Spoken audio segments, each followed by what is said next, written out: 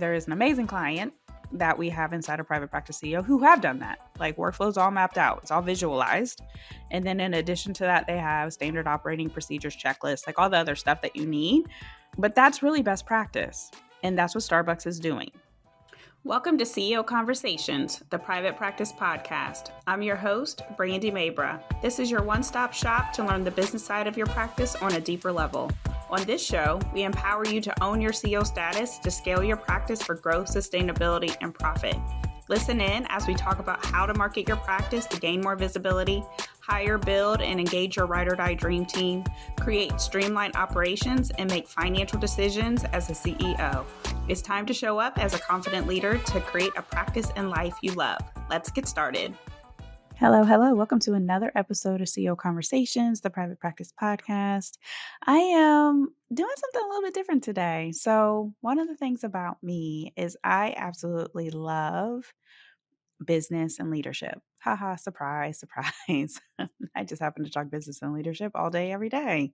However, one of the things that I truly love is just business and leadership outside of healthcare. So I have been coined the Olivia Pope of private practices. I am a healthcare leadership business expert.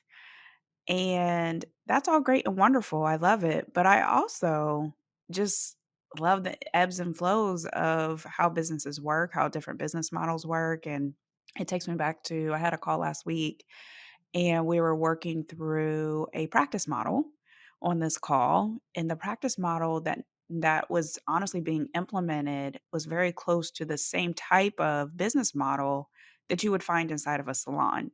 Right. And I love when those types of correlations happen. You can learn so much if you just study business. If you take it outside of just healthcare, if you take it outside of just your specialty, and how you serve people, and you honestly just put yourself in a position of what makes the best sense business wise, what makes the best sense for how I need to engage my team, what makes the best sense for how I need to pay people, what makes the best sense for how we need to help people, and who needs to be on the bus to do that. It's really powerful. And so there's a lot of business models that we can use. And so for today's example, we are going to use Starbucks. And I'm actually going to incorporate more things like this on the podcast. One of the things when I first started, because we just got to our 1 year mark, I cried last week and I'm sorry. I'm sorry. My son listened to the episode and he was like, "Are you crying? You're crying?" He was like, "You were fine. And then you just started crying." But it was emotional. It was a lot of reflection that was happening as I was recording. So I decided to release it as raw. But yes, I cried. I'm very passionate about the work I do. Anyway, so with that, it allowed for me to go back and listen to what did I say originally when we released this? And one of the things I wanted to do more of is talk about different business models. I know that there's so many groups. If you are a physician listening to this, there's probably a physician group that you're part of. If you are a I know definitely if you're a therapist, there's a therapist group that you can be part of. If you are a certain type of specialty, there's probably some other type of specialty, speech therapy. I'm just going through like folks who actually listen to this podcast, speech therapy, chiropractors, wellness practitioners, functional medicine, dietitians, every single type of specialty listens to this podcast. Hello. I love it. Please stay here. But there's a group that you can go and you can be around all dietitians. There's a group and you can put yourself around all physicians. If you wanted to go deeper, there's a group where you can put yourself, if you're a physician, to go into your specific specialty. If you're a chiropractor, you can find a chiropractor group. If you're some other acupuncturist, you can find an acupuncturist group. If you're a functional medicine, you guys get the point, right? And I think that that's good. You want to find people who understand your path, who are in it with you, who understand things, collaboration when it comes to clinical piece, all of it. I understand it. I One of the things that I don't like about it is because it puts you in a box, right? And there was another call that I loved what she said, and she is part of a therapist group. And she's like, it's like an echo chamber. Nobody's doing anything different. I don't see anything different. And so when you are in these spaces, it's important for yourself, it's important for you to pay attention to am I limiting myself, right? All of it's good, but sometimes too much of a good thing is bad. So I'm not knocking the groups at all. I want you to definitely be around people who are going to uplift you, who are going to make you feel amazing about the work that you've chosen to do in your life. I mean, I have a whole group with the private practice owners. I'm not knocking it at all. What I don't want you to do is I don't want you to settle and I don't want you to think this is it, because all I'm seeing in this group is one type of thing or maybe a couple of different things, and you're hearing the same thing over and over and over and over again. It doesn't allow for you to step into something different. So I talked last week how sometimes I feel a little bit insecure because I'm not a practitioner, and I had to change that up because actually I think that's my claim to fame.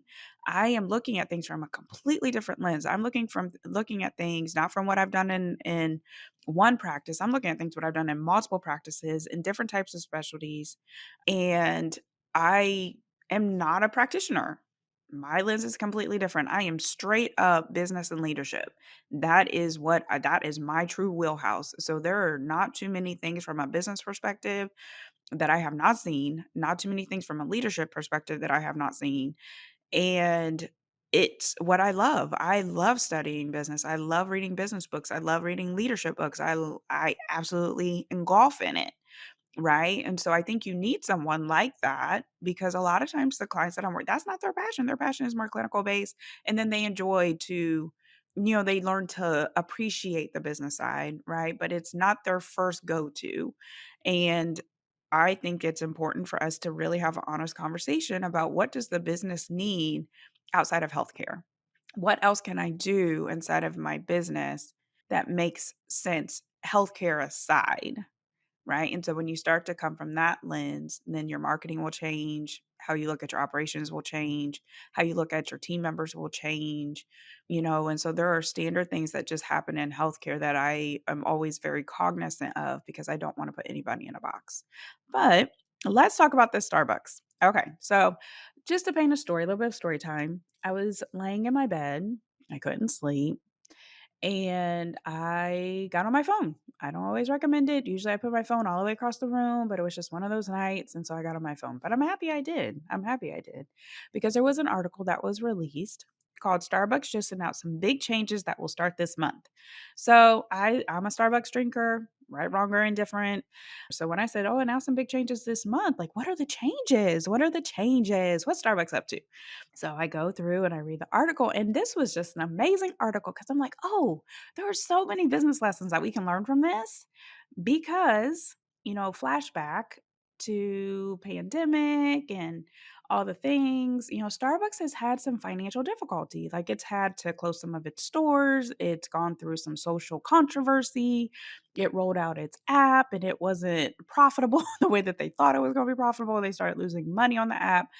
So they have like the Stars reward program that has had changed and, all the things. So over the past few years, Starbucks has struggled financially. Most times, what happens when businesses struggle, we see this in the economy. Team members get cut. They make all these like cutbacks when it comes to how they're serving people. They slash the red ink, because they need to cut back on expenses. Like everything is very constricting.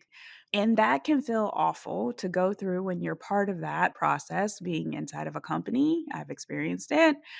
It's also not the best way to look at a business either. Like you just cut, cut, cut, cut, cut. So from a mindset perspective, and there are some CFOs, this is why I always say, if you're working with a CFO, if you're working with a CPA, check their mindset. See how they view things. Because if you're working with somebody who has a scarcity mindset, that is going to be dictated in how they recommend all the stuff that you need to do. And you want to make sure that you're putting yourself in a position to be successful, right? With that being said, it's not all about just cutting. So, specifically, usually costs get cut, you settle for lower profit margins, and you're waiting to kind of recover when it comes to trying to fix your financial situation. And sometimes that can just make things worse, right? The other thing that we see is where companies will increase their pricing, to try to make a difference with it. And so all of it is just very negative. It can be very negative. Some of it's needed, especially with inflation. I'm not going to tell anybody not to raise the rates anytime, but at the end of the day, sometimes it does hurt your business compared to helping your business when you do things this way. What I love about what Starbucks is doing is they're actually doing the opposite. They are not going there. So let's talk a little bit about what Starbucks is doing.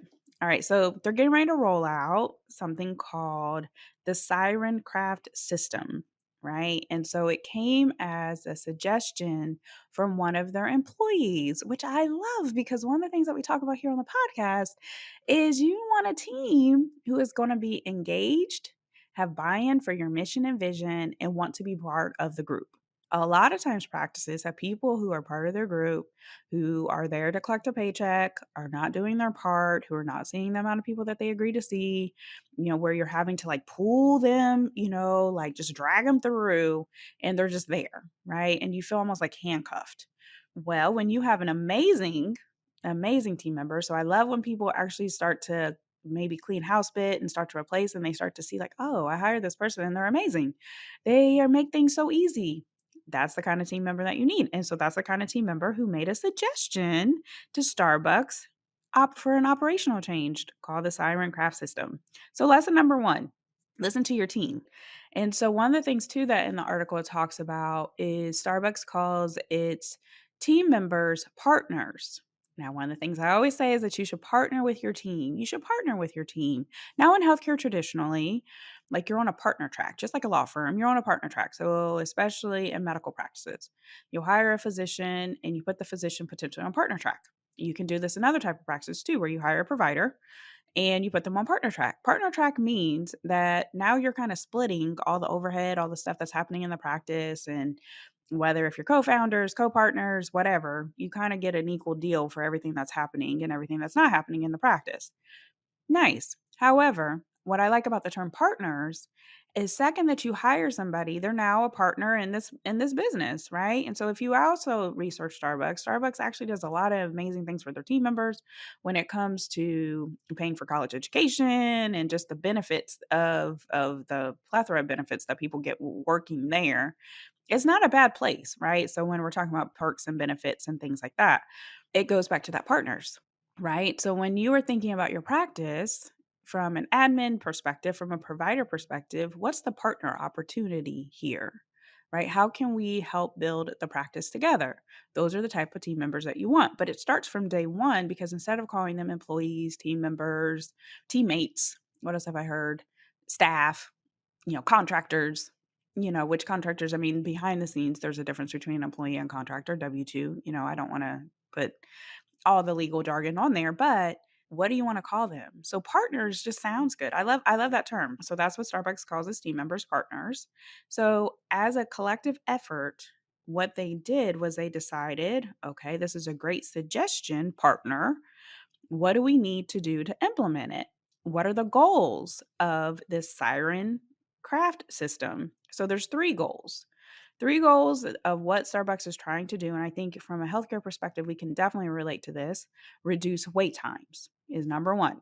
Now, we can relate to this even if we're sitting in a doctor's office. Sometimes you're waiting a long time, or if there's wait times that you have, like a wait list that you have where maybe you can't get people on their schedule. So, if you have a busy practice, providers are full, seasons are busy, we're in a summer slowdown, things are going to pick up. So what do you need to do to reduce wait time? So that's one of the goals of this new system that Starbucks is trying to implement. Goal number two is to meet the demand more easily during busy times. So again, it goes back to how can you do that during busy times? How can you maybe exceed expectations? Then goal number three that Starbucks is doing is to teach the baristas to use more intuitive steps to create orders. So they're teaching their team how to think. There's an episode that I talked to where you need to teach your team to think like a CEO. Now, I'm not talking about the visionary part of being a CEO, that's your job. However, they can think as like, what's the most intuitive way to do this operationally, right? What makes the most sense? What is the natural step that we should take, right? So, part of the reason why, even with this team member, I wasn't in on the conversation, but if I had to guess, is that they saw an opportunity to do something faster and quicker and more efficient and effective, which is great. That's a game changer. So, how else can we teach folks to think like this? Same thing when it comes to your practice. What does it look like for someone to be successful in your practice, right? So, how do they need to think? How do they need to show up to their job? It's more than just training them how to be, this is what our providers do. This is what an admin does. And everybody always brings their certain expertise, whether they're experienced or maybe they're still learning. How do they need to think inside of the practice? What does that look like? What skills do they need to hone in order to be successful in the job that they're doing? And that's going to be different for every single practice, right? One skill set might not work for another practice because of culture or the job or how things need to be done or maybe the EHR system, all of the different things. But collectively, if you have a standardized way of doing things, which you should, then you can teach people how to think. So that's what they did. What's the intuitive steps to create orders? If we use this from a practice perspective, what's the intuitive steps in order to care for your for your patients and clients? What is the most efficient and effective way for your team to move? So those are the three goals. We could put these three goals into any practice. There's usually and always an opportunity to reduce wait times or to serve people better, quicker, faster, in a more efficient way, right? There's also a way for you to meet demand during busy times, especially if you have a practice that's popping.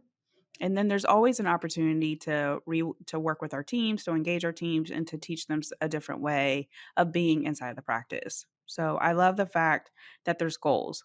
Lesson number 2 here is to have goals. So anytime that you're making any kind of changes in your practice or anytime you're implementing any kind of initiative in your practice, what's the goal? Like what's the outcome? How will you know that it's going to be successful? So that's the other thing that I picked up on this. They have this system that they want to implement. They've acknowledged and recognized and actually mapped out, okay, how are we going to know that it's going to be successful? With these goals, I'm sure that there's metrics. So I'm sure that they know the average wait time for their customer. The demand, they're probably logging complaints that they get, depending on what's happening within each one of their stores. They are probably looking at the way that their team members move, sitting down and with evaluations. Are they actually thinking the way that they need to think and having those conversations? So those all go back to KPIs and key performance indicators when you are establishing goals. Like what's the metric for you to know that the goal is actually happening the way that it needs to happen or that you're achieving the goal? Is the focus right? So, one of the things that Starbucks decided to help with this goal was they're actually switching up their process. So they have something inside of their company called the beverage sequencing process. Cute name. I'm always thinking like, oh, are there certain things that maybe you can call your like operational processes, workflows that you could call inside of your practice? Is that a potential possibility? Sometimes putting a name with things outside of this is our appointment scheduling process is always what else is maybe we can call it something different, make it more fun, make it more lively. Okay, so the beverage sequencing process. So one of the things that Starbucks is currently doing is that they steam the milk before they add espresso shots.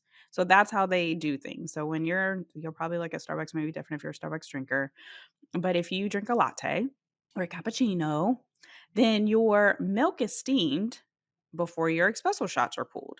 That's the process. One of the things that they're implementing to change this up is they're actually going to pull the espresso shots before steaming the milk. In their research, this is going to save them time without sacrificing quality. So, from a healthcare perspective, how can we save time without sacrificing quality of care? It's a long time argument, right? So I've been in a lot of different meetings and a lot of different practices where we're talking about this very thing. How can we speed things up but not kill people in the process or hurt people in the process? Like what does that look like? And so with that, sometimes you have to kind of, not that you need to kill people, but sometimes you have to test the process, see what works, time things out, actually map out a workflow. I saw a great video about mapping out a workflow. And so inside of Private Practice CEO, I'm going to do a shameless plug. We talk about operations. There's a whole training on mapping out workflows, where you're using the post-it notes and the whole thing. And so part of the expertise that I bring to the table is I am gone through a lot of lean classes. I'm not going to go through with all of that, but essentially, how do you do more with less? And I say that not from a scarcity mindset, but you want to be efficient. And so sometimes one of the things that practices are that they are infamous for doing, they will just throw people at a problem compared to actually mapping out a process and sitting down and say, okay, what is the most efficient way to get from step 1 to 10? And you can do that through what is step 1? Like, where do we start? Where do we end at? And what are the steps that need to happen in the most efficient, effective way in between? That's what all of this is. So by switching up the order of things, then that allows for you to move more efficiently. So when you think about certain processes that are happening inside of your practice, whether if it's a scheduling process or a billing process, or maybe a clinical process, or maybe something that's happening during the appointment, is there a different way for you to show up during that? And most folks don't take the time. Let me get the post-it notes out. Let me start with step 1. Let me end with step 10 or step 20, and let me figure out, like, does this need to happen? Do we need to make a different choice, a different decision? Most people don't do that. Now, I will say there is an amazing client that we have inside of Private Practice CEO who have done that. Like, workflow's all mapped out, it's all visualized. And then in addition to that, they have standard operating procedures checklists, like all the other stuff that you need. But that's really best practice. And that's what Starbucks is doing. And that's what they did. I'm sure that they're like, if you read the article, they went back and talked about meetings, and they've been trialing this and piloting this at different locations. And so this process is a post-it process. This is where you're sitting down and trying to figure out what is the most way for us to save time and not kill somebody in the process, and making sure that we are definitely not sacrificing quality over trying to save a buck. That's truly, I mean, that's what you don't want to do. The other thing that they're doing, which I love, is they're actually adding a team member. So instead of going back to that first conversation, so instead of cutting back and letting people go, they're creating a whole new position within their business, specifically to help monitor these particular goals, right? To find the bottlenecks. That's their job. And what will happen, it sounds almost like, when I say it out loud, it sounds like, oh, well, I mean, do you really need someone to monitor? Sometimes you do. When your business gets big enough, sometimes you need somebody who is just the person who can be like, hey, we're losing money here. Hey, there's a clog in the system, and to be proactive before you even get to the clog. So, as a reminder, Starbucks has been losing money for years, right? They're just now getting to a place where they're able to fix it, and they're now starting to identify some of the problems for why they're losing money, which is all back going to like operations, processes, and systems. So, adding a team member sometimes is the answer, but that person has to pay for themselves. And this is an administrative type role. It's not someone who is naturally like a provider who is naturally generating revenue. So I always go back to admin team members. Sometimes people are always hesitant to add an admin. They'll hire a provider before they add an admin, because in their mind, admins lose me money. No, if you use the admin the right way, or if you have them working in your practice the right way, they will help make you money, because they will free up your actual revenue generators, which are your providers. They will free up you, which you are a revenue generator, especially as a CEO, where you're out having conversations, partnerships, collaborations, all of that. They should save you money. If they are losing money. So going back to this position that Starbucks is hiring for, this bottleneck monitor position, if this person isn't identifying any bottlenecks, if this person isn't reworking processes, if this person isn't being proactive, then yes, this would be a waste of a salary. But if they do it right, this is going to save them money, right? Because they'll be able to tackle a problem before it even gets to the place of where they're losing so much money. Right. So I think that this position is really great from a bigger perspective. Sometimes adding a team member instead of cutting back when you are in a financial crisis is exactly what you need to do in order to help you make more money. I have seen this even in my business. So the more team members, because I've gone through a phase of adding more team members, that's the phase I'm in. And to be honest, I've made more money because of it. So, and even from practices, same thing. Anytime like we are trying to get to a place of we need rich soil, we cut back, not because we're trying to save money. No, we're cutting back because we're trying to get the right team members. Once we get the right team members, we go ahead and enhance the process with additional team members. And it's always allowed for us to make more money. Why? Engagement, reworking processes and systems, and it always works out better. So that's lesson number 3. Reworking a process to save time and making a hire that enhances the practice will help you make more money when done the right way. When done the wrong way, you'll lose money. So those are the 3 lessons. So based on this article, I'm curious just to see how this turns out for Starbucks. I'm curious to see what direction it goes, but I'm also wanting to make sure that you are paying attention. Like, do you read other business, like, do you read business books? Do you read business magazines? Are you looking at different types of business models and thinking about your practice in a different way? Last year, we had our Own Your CEO Status Retreat, which is getting ready to happen again in LA. Another shameless plug in September. I'm so excited about it. But last year I broke down follow Peloton's business model in correlation for why it makes sense for practices. So it's something that I love to do. I love being able to break down business models and just different things and having these types of conversations. But you can do the same thing. So if there's a certain business that you love, if you walk into a certain business and you're like, wow, I just love how this runs. What do you love about it? Why does it run so well? Is it the customer service? Is it the business culture? Is it certain ways that they use technology? Is it how you feel when you're inside of there? Like really stepping into not just walking into a business and thinking as a consumer, but thinking as a business person, right? So even for me, I drive my family crazy because sometimes I'll sit in church and I'm just like, wow, this is so neat. And I'm always looking at things from an operational standpoint. Like, what's the operations? What's the workflow? Like, what's the vision? All the things and breaking it down. And you can do that with any business too. So I hope that this was helpful. We'll see how it goes. But again, the three lessons, just to sum this up and put some structure around this episode. So the three lessons that you're able to learn from Start what Starbucks is doing.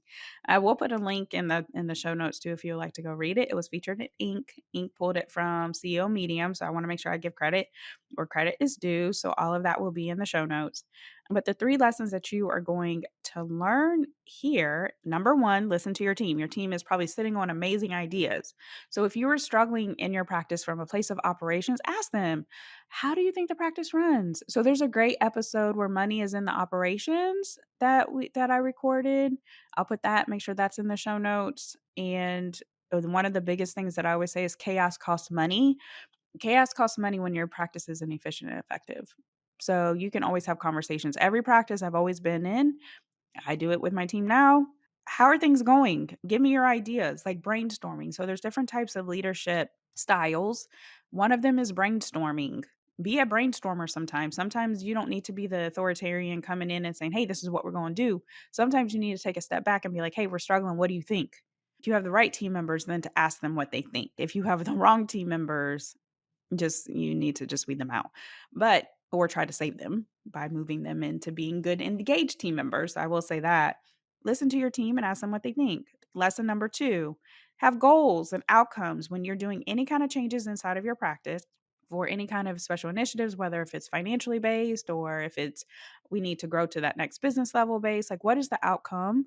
What are the goals that you have? And then what are the metrics and the key performance indicators that you need to track to know that you're going to be successful when you reach that goal, right? So making sure that that's very clear. Don't just be doing things in your practice for doing things. Making sure that there's a reason for the madness, right? Or there's a method to the madness.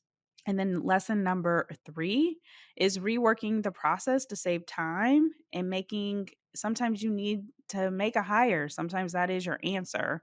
Even if you're in a place of financial kind of like, I don't know if this is going to make sense. If you put the person in a position to pay for it themselves, if you're paying attention to what they're working on and you're actually taking advantage of the fact that they're saving you time, if they're not directly generating revenue, and then you're putting the either yourself or other team members who are able to generate revenue in a position to actually generate it, and that's how you can turn a position into making more money. So it's not always about losing money when you hire somebody. Sometimes it's truly about making money, but there has to be some things on the other side of that hire to make sure that it makes sense. Most times when people hire, they aren't looking at things from a revenue standpoint. They're just looking at, oh, I've saved time. And sometimes the time that you're given back by making that hire, you have to go out and generate more revenue. So those are the 3 lessons that we've learned from what Starbucks is announcing for the big changes that they're doing this month. Let me know if you have any questions. Also, just as a reminder, if you could please leave a review for this podcast, get it into more hands. I'm appreciative and so grateful, and I hope that you have an amazing day. Thanks for listening today. I hope you enjoyed the episode and it empowers you as the CEO of your practice. If you enjoyed the podcast, please make sure you subscribe, share the message, and leave a review. If you want more information and support in growing and scaling your practice, click the link in the show notes to take advantage of our free resources or apply to work with me directly. Thanks again, and I'll see you next time.